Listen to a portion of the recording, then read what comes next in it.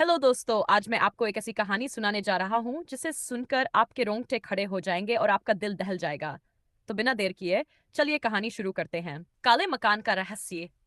गांव के बाहर एक घने जंगल के किनारे एक काला मकान था। उस मकान को देखकर लोगों की रूह कांप जाती थी। दशकों से वह मकान वीरान पड़ा था।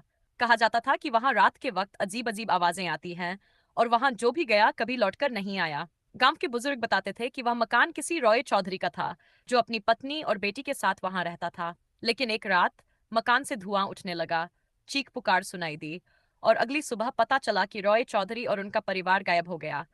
कोई नहीं जानता था कि उनके साथ क्या हुआ। साहसिक कदम। गांव के कुछ युवाओं ने फैसला किया कि वे इस रहस्य से पर्दा उठाएंगे। इनमें सबसे बहादुर था अयान, जिसे भूत प्रेत की कहानियों पर विश्वास नहीं था। उसके साथ उसके दोस्त नील, समीरा और करण भी तैयार हुए।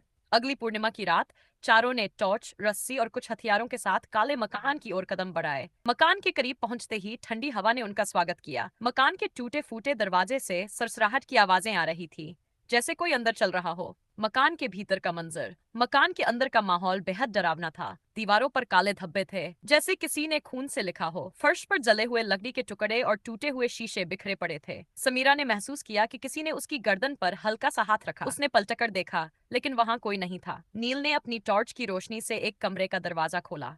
कमरा पूरी तरह खाली था, लेकिन अचानक दीवार पर एक परछाई दौड़ती नजर आई। करण ने चिल्लाकर पूछा, कौन है वहां? पर जवाब में सिर्फ एक अजीब सी हंसी गूंज उठी।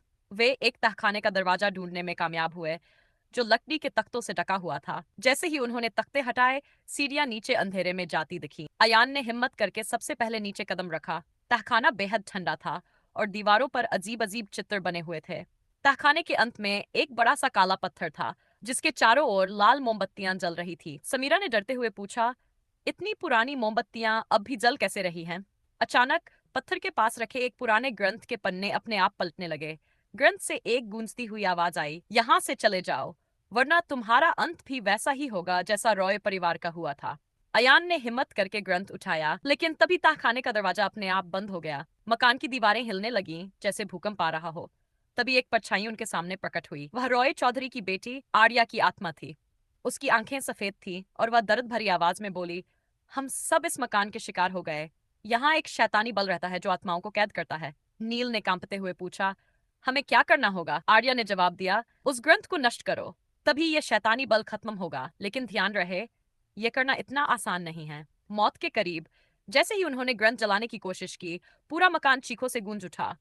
दीवारों से खून बहने लगा और फर्श पर दरारें पड़ गईं। समीरा अचानक हवा में उठ गई, जैसे कोई अदृश्य शक्ति उसे खींच रही हो।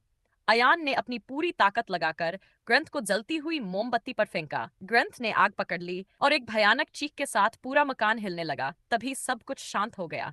जब वे चारों तहखाने से बाहर निकले, तो मकान गायब हो चुका था। वहां सिर्फ एक खाली जमीन बची थी। गांव लौटने पर उन्होंने पाया कि अब मकान का जिक्र करने वाला कोई नहीं था, जैसे वह कभी अस्तित्व में ही नहीं था। लेकिन अयान की जेब में ग्रंथ का एक पन्ना था, जो खुद ही जलने लगा। ये इस बात का संकेत था कि कहानी का अंत अभी हुआ नहीं था।